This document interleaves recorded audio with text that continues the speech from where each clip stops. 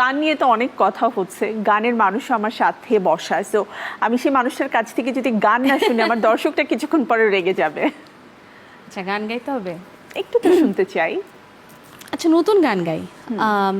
গত ঈদে 2টা মুভি রিলিজ হয়েছে, একটা হচ্ছে গোলই, একটা হচ্ছে শান।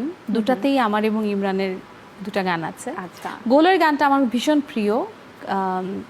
এটা কারণ এটা একটু ডিফারেন্ট একটা আঙ্গিকের গান, একটু বৃষ্টি নিয়ে, আই মিন আর এখন রোমান্টিক যেহেতু বর্ষা আসছে, হ্যাঁ, so তো ওরকম গান আমার কাছে ভালো লাগে।